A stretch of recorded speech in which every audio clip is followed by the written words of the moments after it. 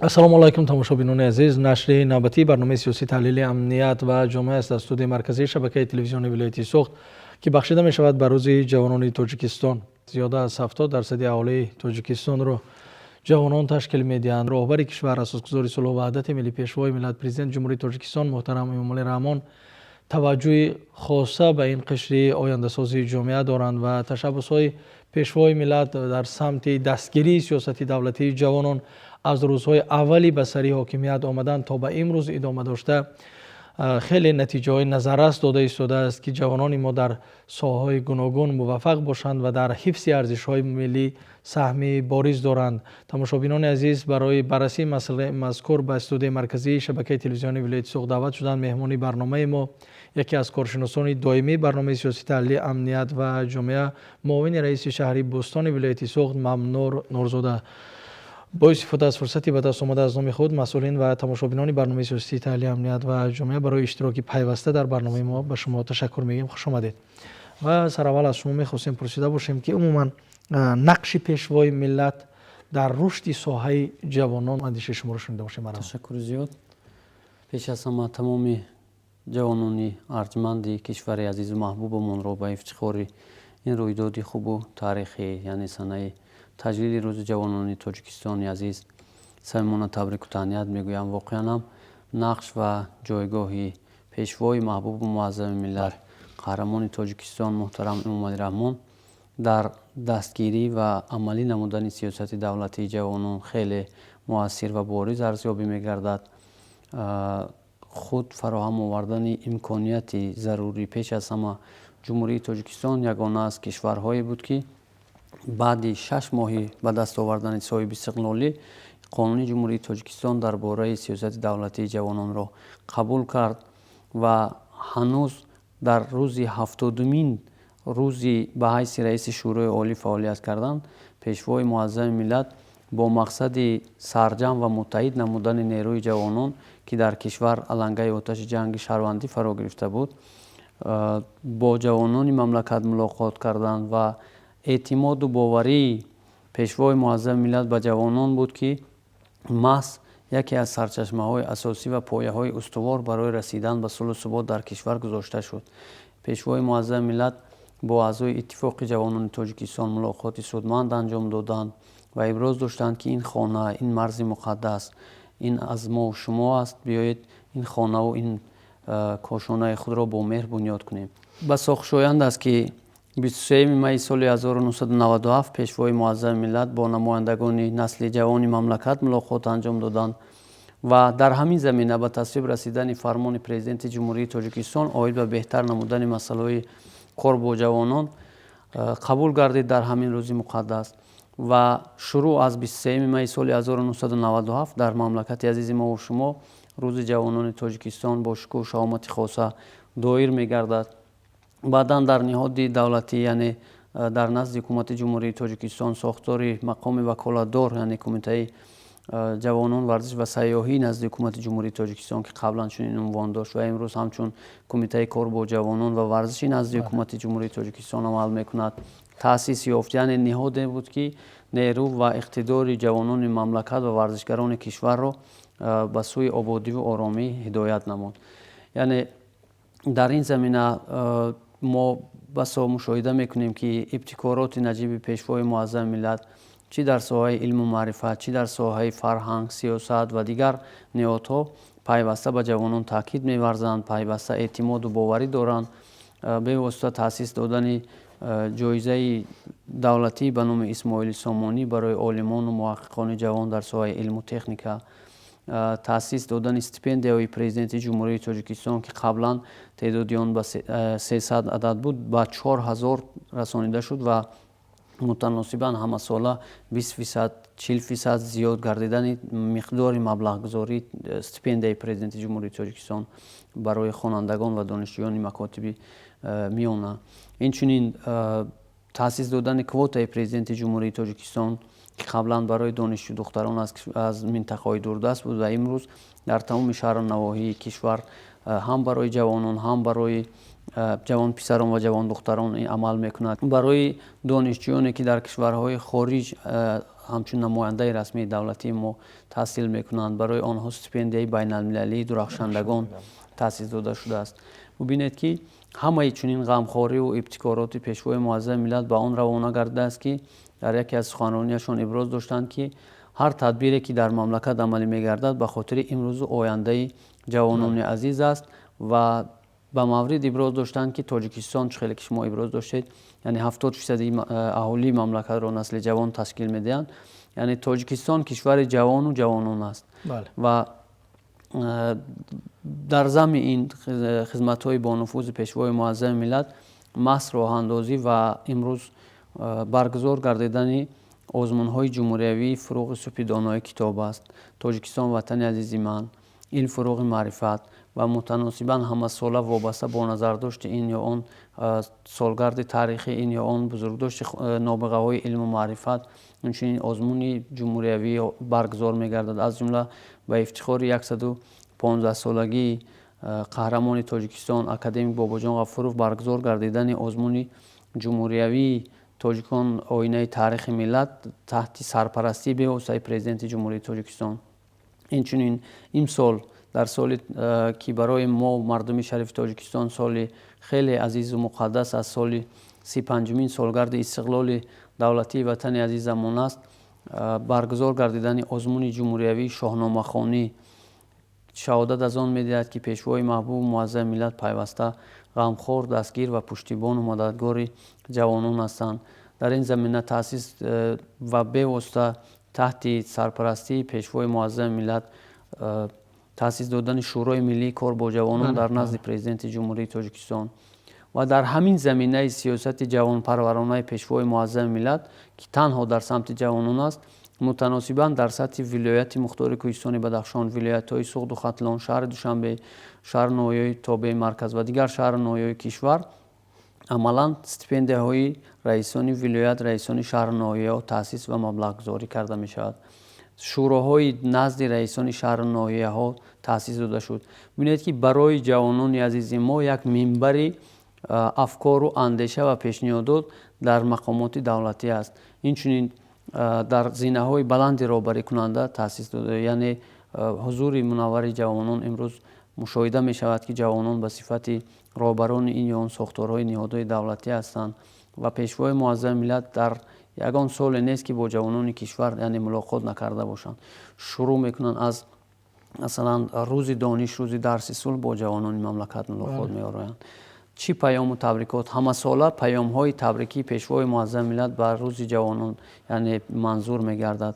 Ҳамасола дар кишвари азизи мову шумо рӯзи ҷавонон бо шукӯҳу шаомат дар асоси қонуни ҷумҳурии Тоҷикистон дар бораи рӯзҳои ид доир мегардад ки пеш аз ҳама ҷавонони иззатманди моро бори дигар ба он равона мекунад ки яъне имрӯз давлат дар меҳвари сиёсати худ масоили давлатии кор бо ҷавононро қарор додааст. Ташаккури зиёд, саломат бошед. Ва дар идомаи гуфтаҳои шумо ҳамаи мо шумо хуб шоҳид ҳастем ки чанд рӯзе пеш пешвои муаззами миллат дар сафари корӣ ба ҷумҳурии мардумии Чин қарор доштанд ва дар ҳангоми сафар ва тавассути васоити ахбори омма, шабакаҳои телевизионӣ ҳам дидем ки чӣ гуна як суҳбатҳои хеле самимӣ бо ҷавононе ки дар ҷумҳурии мардумии Чин таҳсил мекунанд суҳбат доштанд дар баробари оне ки ҳамчун рисолати президентӣ, ҳамчун рисолати роҳбарӣ аз касбияту аз касбомӯзии онҳо мепурсанд.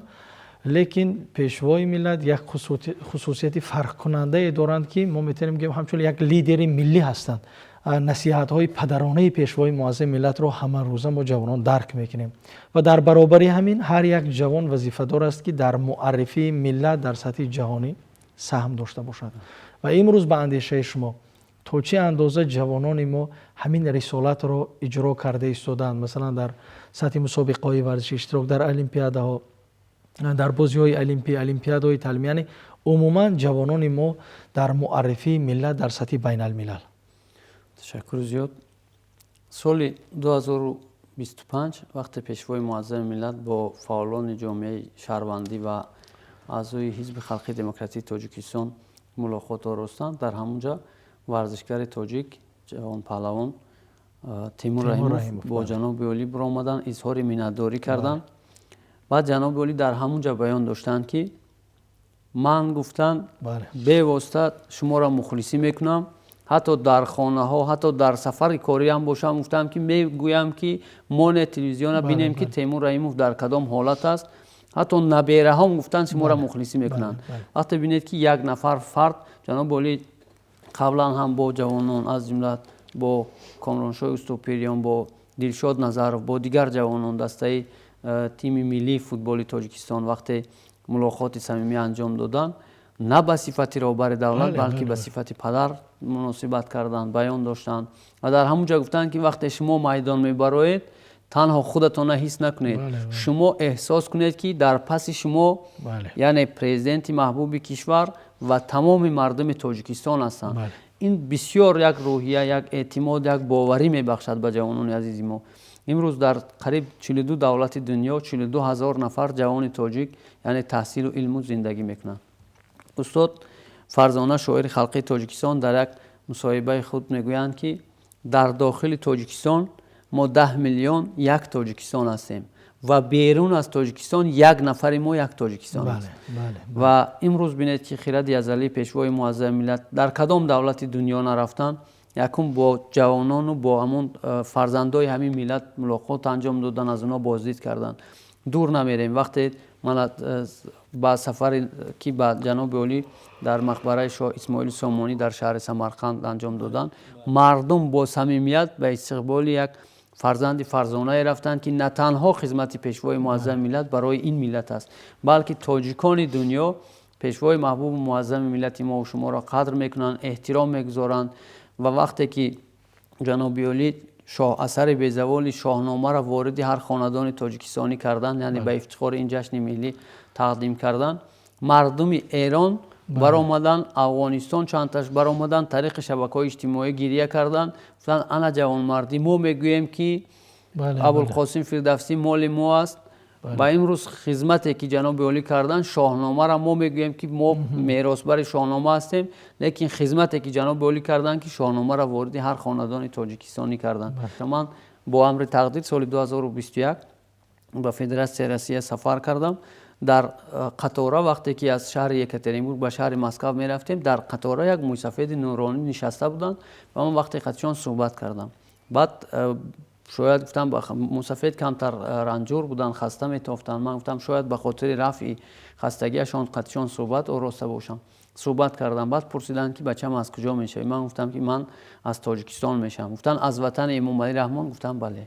گفتن که شما جوانان عزیز، من خودی امام موسفید، من در شبکه‌های اجتماعی هم یک لوحه نویسنده بودم، در اونجا مراجعت نامه پیرمرد روس، اگر به قدر این وطن و این سرزمین و این راهبر نرسید از این بهتر و خوبتر یافته نمیتوانید. در اونجا گفتن که من خودم تاریخچی هستم، چگونه روزگار امام علی رحمان به سر به حیث رئیس شورای عالی انتخاب شدند و وطن از ورطه جنگ شهروندی به تیر و تفنگ برآوردند. من دیدم این چیزا، من احساس میکنم اون چیزی که به چشم سرم دیدم.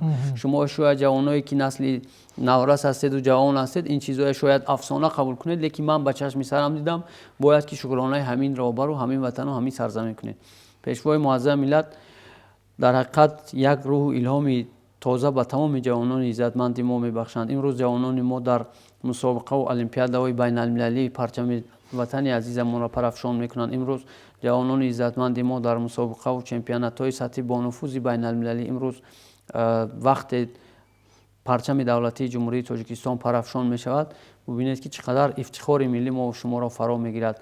امروز از جانب مقام وکالتدار دولتی، از جانب مقامات‌های اجرایی حاکمیت دولتی ولایت‌ها و شهرنامه‌ها سفربر گردیدن، مبلغ گذاری گردیدن اشتراک جوانان در چنین المپیادا و در چنین مسابقه‌ها، این چنین برای جوانان ورزشکارانی که در سطح بین المللی در مسابقه‌های بین المللی شرکت می‌ورزند و جایهای افتخاری را به دست می‌آورند، یعنی جایهای یکم، دوم، سوم، حتی جایزه بین المللی پرزیدنت جمهوری تاجیکستان برای بهترین ورزشکاران و مکافات پولی به استادان آنها مقرر شده است. سال گذشته چندین تاجیکان برون مرزی امکانیت اشتراک در آزمون‌های جمهوریوی نداشتند و جناب عالی این سال اعلام کردند که بگذار بهترین ها باشد که 2 سال است که مثلا از بین المللی تاجیکان مثلا برون مرزی میتونند در این آزمون‌ها اشتراک کنند.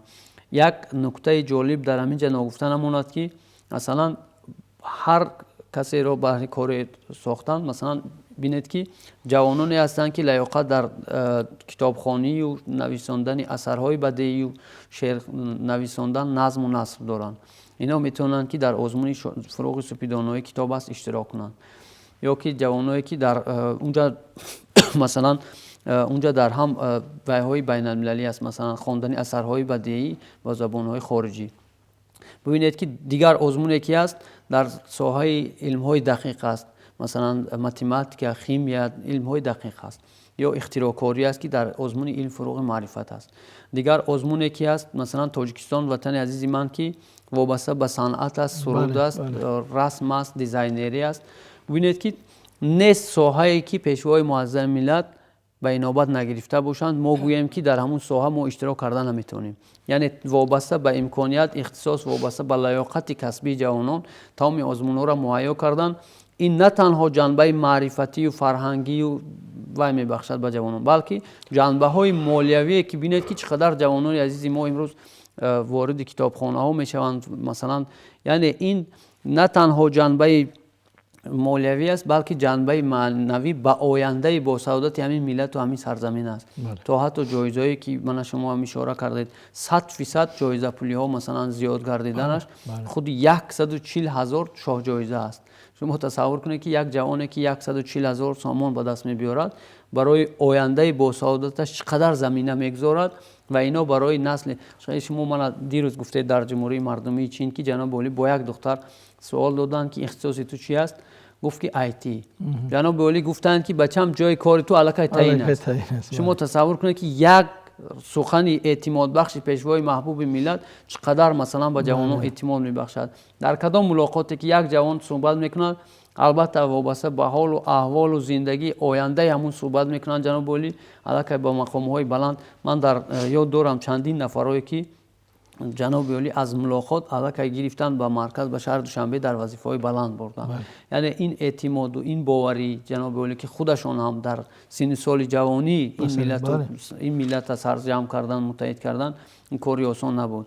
به خاطر گرامی داشت خدمت‌های شایسته پیشوای معظم ملت در برقراری صلح و ثبات در تاجیکستان و تامین امنیت در منطقه، جامعه بین المللی سال 2011 با جناب والی عنوان پیشوای عصر 21 داده بودند و بعدا ما سال 2015 اول قانون جمهوری تاجیکستان درباره اساسگذاری صلح و وحدت ملی پیشوای ملت قبول کردیم و بعدا با تغییر لوائح با کنستیتوسیون جمهوری تاجیکستان که این قانون خصوصیت قانونی کنستیتوسیونی گرفت.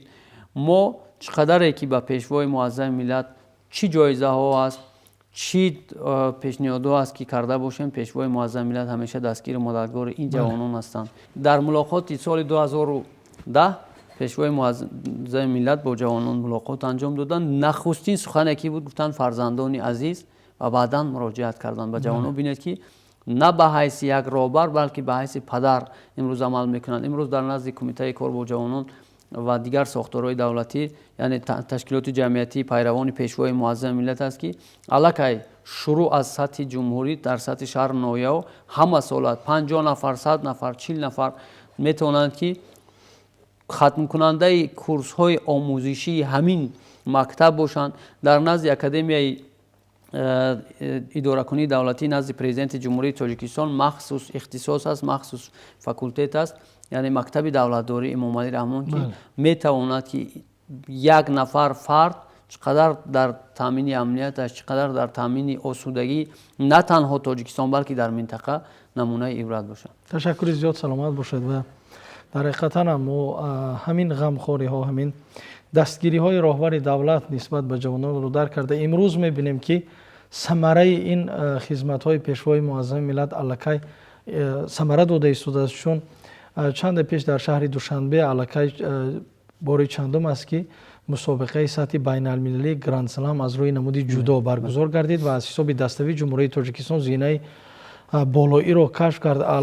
این چند سال پیش برای ملت ما شاید یک افسانه بود و در نزد آینه‌های نیلگون من یاد دارم وقتی مکتب خان بودیم، وقتی دانشجو بودیم، انتظار آن می شدیم که رسول باقی یک نفر گشتینگیری ما یک مدال گیرد و ما برای یک مدال چقدر انتظاری می کشیدیم. و امروز ما در یک مسابقه بین الملل 3 مدال طلا میگیریم، 3 مدال نقره برنجی میگیریم و در حساب دستوی جای اول رو کسب میکنیم در سطح جهانی و در تاریخ ملت اولین بار است و در کمترین کشورهای دنیا امکانی برگزاری مسابقه اصلا بلندترین در رشته جودو، مسابقه ستاره های جودو، استادان ورزش جودو برگزار میگردد که در سال 2026 که برای ملت ما همچون یک سال تاریخی است، آخری سال در جمهوری تاجیکستان علاقه فدراسیون بین المللی جودو رازگی داد و علاقه اعلان و پخش رکلامی رفته ایستاده است که در جمهوری تاجیکستان همین گونه مسابقه برگزار میگردد و این غمخواری ها هم این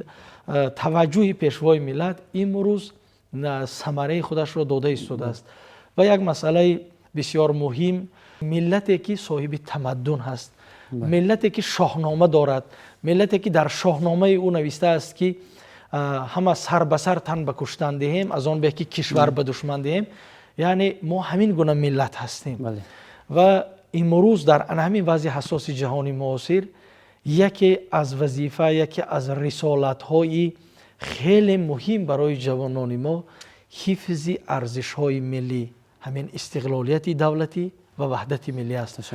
و در همین لحظه های تاریخی هم ما دیدیم از تاریخ تاجیکان هم که متاسفانه در برابر داشتن فرزندان ملت خیانت رو هم از داخل ما خودمان کرده بودند و استاد میخواستیم در همین لحظه ها که و در همین تاریخ معاصر ما هم یک تشکیلاتی به نام حزب نهضت اسلام که با دست خواجگان خارجی روی کار آمد و چقدر خیانت ها امروز هم در شبکه اجتماعی کار کرده ایستادند و میخواستیم اندیشه شما بسته بر رسالت ملی جوانان در حفظ ارزش های ملی. تشکر استاد عزیز. راستی گپ ما یک جوانمرد رسالتی مثلا قهرمان تاجیکستان محترم امام رحمان ایدئال واقعی هستند در مورد اونه که حفظ ارزش های والای ملی ما را از کدام سطح به کدام سطح رساندن. جوانان عزیز ما باید از خاطر نبرارند و همیشه درک کرده باشند که ما در یک پیام قبلی پیشوای معظم ملت به مردم مراجعت کردند و در پیام امساله هم گفتند که کسی از پیشرفت، از شکوفایی، از همین وطن آسوده و آباد می نالد او کور میشه. بله. یعنی ما تصور کنید جوانان عزیز که ما جناب والی گفته بودند که در کجا بودیم، به کجا رسیدیم و به کجا روان هستیم، باید هر فرد وطن به همین 3 سوال خودش پاسخ داده تواند. یعنی ما در کجا بودیم؟ یعنی در نظر دارم در دولتداری نوین ملی وقتی که سالهای جنگ شهروندی بود در چه حال قرار داشتیم؟ در کدام وضعیت بودیم؟ یعنی تصور کنید که یک کشور جنگ زده حتی کشورهای بین المللی تشکیلات، یعنی کشورهای عالم و سازمانهای بین المللی از همکاری کردن با تاجیکستان خودداری میکردن. بله. یعنی کشور جنگ زده بود. امروز از نگاه سازمانهای با نفوذ بین المللی تاجیکستان امن‌ترین کشور عالم است. بله. باید ما این نعمت شکرگزاری کرده باشیم. دیگر اینکه ما در زمان جنگ شهروندی مردم تاجیک چقدر ما مردم گریزه بودند، چقدر ما فرزندا را، پدر مادرها را در نوبت نان از دست دادیم. یعنی در گرسنگی بودیم. یک بخانک نان یعنی برای 4-5 عائله بود. یعنی استاد امروز ما بینید که از نوبت نان به انتخاب نان رسیدیم. بله. یعنی که امروز در انتخاب نان یک طرفی مثلا حتی ما مغازه را انتخاب کرده می‌داریم امروز. بله. اما بینید که حتی در همون نان هایی که چند نمود نان است، نانی عنید، نانی عزیز جان، نانی بیاس دیگر است، نانی اوچگی است دیگر است. بغیر از این استاد یک تا چیز نازک است که امروز در همون وقت نوشتجاتی در همون ورقه معلومات ناموی نان اگر سنه نان یک روز دیر باشد ما وای نان نمیخریم. همین حالت از شکرگزاری انوین خیرتمند فرزانه ملت کردن ما در کار. دیگر اینکه یعنی اگر در زمان جنگ شهروندی در تاجیکستان کشورها و سازمانهای بین المللی با ما همکاری نمیکردند، امروز تشبس‌های این ابرمرد ملت در سطح جهانی قبول شده است. مثلا در مورد بین المللی شدن جشن نوروز، در مورد به فهرست یادگاری‌های میراث تاریخی و فرهنگی یونسکو داخل شدن سراسم باستانی، در مورد تجلیل گردیدن یعنی صداهای عبدالرحمن جامی، شیخ کمال خوجندی، بزرگداشتی عالمان و نابغگان ملت تاجیک، یعنی بیدار کردن و زنده کردن این گذشتگان، در مورد با فهرست یادگاری بشریت داخل شدن فلک، شش مقام، عنصرهای مثلا صنعت هنرمندی تاجیکستان، این شهادت میدهد که یک نفر راهبر، یک نفر لیدر، یک نفر پیشوا چقدر توانستند یک کشور جنگ زده را به این شکوه و شهامت معرفی کنند.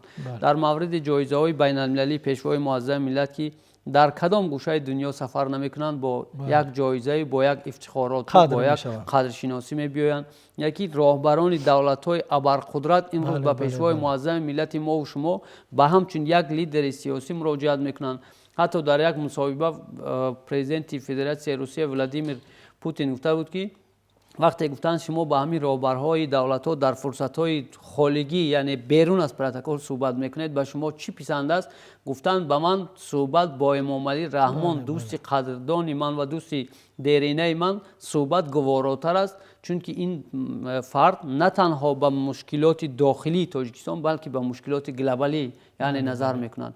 تشبث پیشوای معظم ملت در مورد مثلا سال بین المللی حفظ پیریخ‌ها، در مورد روز بین المللی پیریخ‌ها قبول شدن، در دیگر مسائلی که سطح بین المللی است، 10 ساله های آب برای عمل رشد استوار، مثلا آب برای حیات، قبول گردیدن سال بین المللی آب تازه شروع از سال 2000 مثلا 2003، بعداً من ببینید ادامه کردن سال 2005 2015 ادامه یافت 2018 22. این تشبث های جهانی کی هستند که یک نفر پیشوای محبوب ما یعنی میتونند که پیشوای جهان هستند. و دیگر مسئله که استاد ارجمند شما در اینجا اشاره کردید، وقتی که پیشوای معظم ملت بغیر از اون که یکم به خاطر شناخت ارزش‌های والای دین مبین اسلام، پیشوای معظم ملت نفری بودند که با دستور پیشوای معظم ملت کتاب قرآن کریم ترجمه شد، وارد هر خاندان تاجیک شد تا ما توانیم که رسالت و اصالت این کتاب ما درک کنیم و طبق آن عمل کنیم. دیگر اینه که به خاطر گرامی داشتی حکمت ها و هدایت های پیروی پیشوای مثلا مذهب حنفی امام اعظم کرده باشیم، پیشوای معظم ملت سال 2009 سال بزرگداشت امام اعظم اعلان کردند. اثرهای فقهی امام اعظم با دستور پیشوای معظم ملت علاوتا نشر شد، به مردم دسترس شد. یعنی ما دانیم که پیروی کدام مذهب هستیم. و چقدر که شما امروز اشاره کردید در مورد بعضی حزب و حرکت ها از جمله تشکیلات تروریستی حزب نهضت اسلام که چگونه خیانت به هم دین کرد، خیانت به هم ملت کرد. در سرلوحه شاه اثر بیزوال ابوالقاسم فردوسی که پیشوای معظم ملت بخشیده به 35 سالگی استقلال دولتی و یعنی تحفه هر خاندان کردن، در همونجا با اشاره فروغ شاهنامه در هر خانه تاجیک آغاز کردن. سخن یعنی سرسخن مقدمه پیشوای معظم ملت است. در همونجا ابراز داشتند که در زمان جهانی شوی و زود تغییر یابنده وضع جامعه جهانی ما هرچی بیشتر به ماهیت و اهمیت وطن دوستانه این اثر گران ارزش شاهکاری ماندگار ابوالقاسم فردوسی نیاز داریم. سالیان بودن مشکلاتی بین سرحدی با مثلا جمهوری قرقیزستان داشتیم. پیشوای معظم ملت با یک خرد و با یک رسالت جوانمردی و با همدستی همتایان خودشان از جمهوری مثلا ازبکستان، جمهوری مثلا قرقیزستان، سازشنامه صلح ابد یعنی که اعلامیه خوجند قبول شد. ببینید که با یک راه مصالحت آمیز ما امروز میتوانیم که با دوستان ما رفت آمد کنیم، همسایگی نیک داشته باشیم. سیاست خردمندانه پیشوای معظم ملت و رهبر جمهوری مثلا ازبکستان بود که مرزهای دو دولت بین هم گشادند. چندین ساله ما حادثه های شاهد حادثه های بودیم که وقتی که پدر و پسر یا که عائله های بودند که سالیان زیاد به هم نمی رفتند، گریه کنان با اشک شادی یعنی به هم آمدند. ببینید که یک پیوند ناگسستنی این بیش از همه به تامین امنیت در منطقه مساعدت میکنند. و با علمی خیرات پیشوای معظم ملت یعنی بزرگی پیشوای معظم ملت اون گذشت کردن اون بخشایش کردنشون بود که با همین شرافت پیشوای معظم ملت هم خودشون هم دو همتایشون مثلا با جایزه بین المللی صلح مثلا در فدراسیون روسیه مثلا شرف یافت شدند.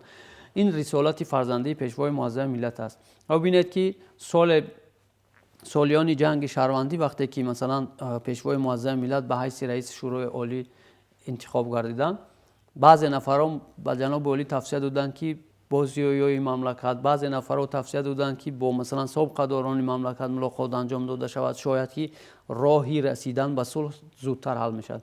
لیکن پیشوای معظم ملت یکمی کاری کردن، با جوانان ملت صحبت کردن و اینا را دعوت به تینجی و امنیت کردن. یعنی در همون لحظه تشکیلات تروریستی حزب نهضت اسلام که رسما عمل میکرد همچون یک مثلا کرمی داخلی پیوسته در صفای خودش جوانای عزیز ما را دعوت میکرد و جناب والی از جوانان تاکید کردند، گفتند که هوشیاری و زیرکی رو از دست ندید.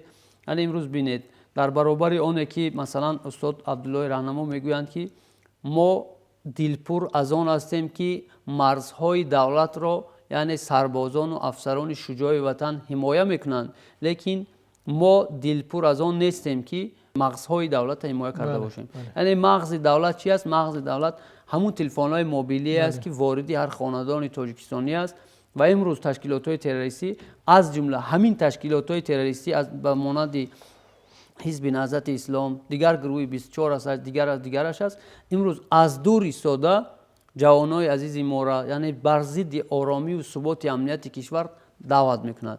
من 100% کفالت داده میتوانم که سن و سال نفرانی که در زمان جنگ شهروندی اشتراک کرده بودند چی بودن فراق فرزند و چی بودن علنگه آتش جنگ میدونند و یگان کس گمراه کردن نمیتوند. لیکن ما از آن خواطری داریم که جوانان عزیز ما را امروز هر تشکیلات و حزب و حرکت میتوند که از داخل تلفن موبیلی یعنی گمراه کرده باشد.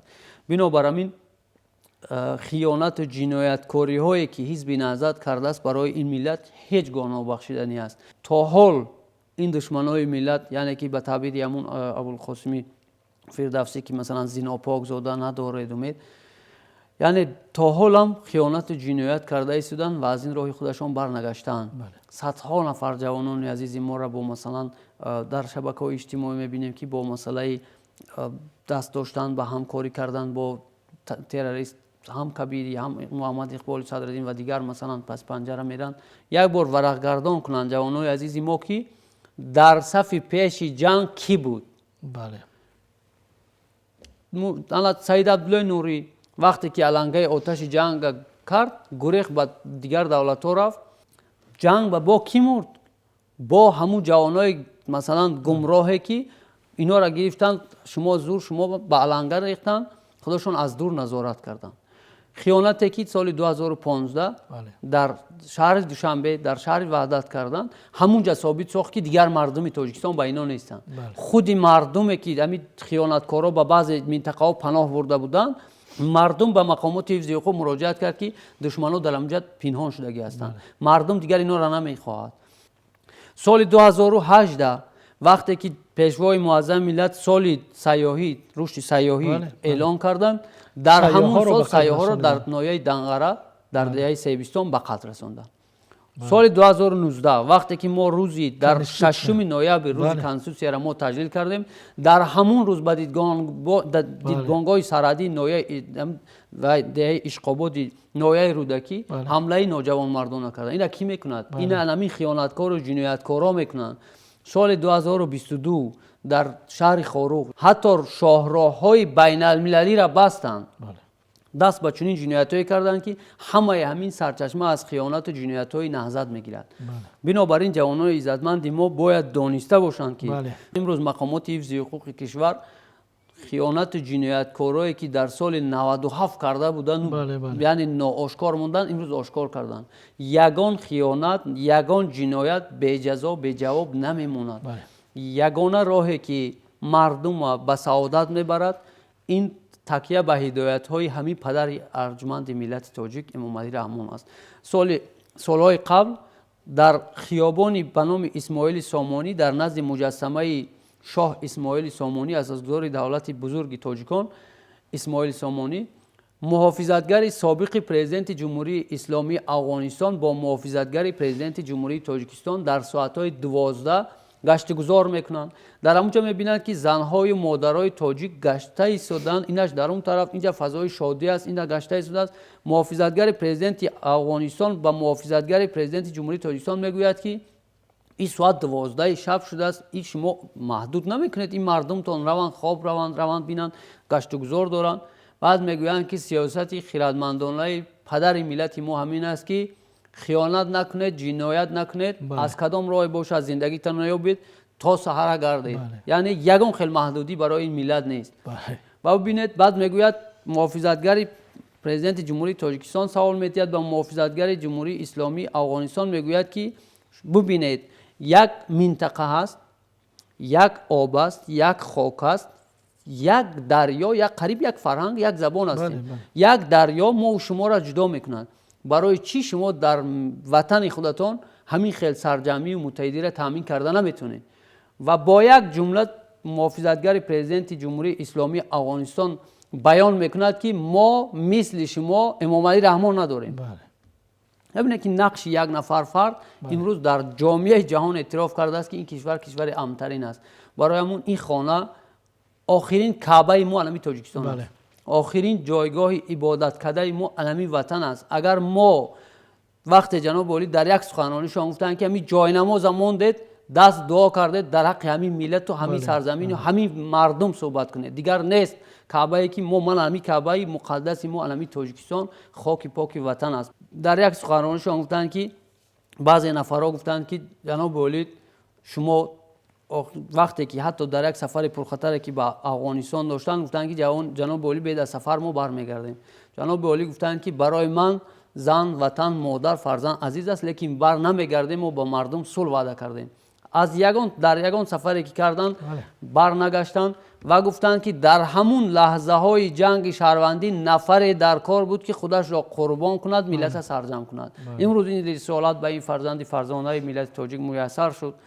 من افتخار میکنم که زاده دوران استقلال و فرزندای دولتداری امام علی رحمان هستم. بعد 1000 سال بی دولتی ملت تاجیک به خداوند یک بار نظر میکند به صفت همین پیروی اصیلش. بعد دولتداری مثلا اسماعیل سامانی شاه، مثلا شاه عادل دوران مثلا استقلال ما، پیشوای محبوب ما، خداوند به بخت این ملت داد است که محمد اقبال لاهوری میگوید که خدا آن ملتی را سروری داد که تقدیرش به دست خویش بنوشت، به آن ملت خدا کار ندارد که دهقانش برای دیگران کشت.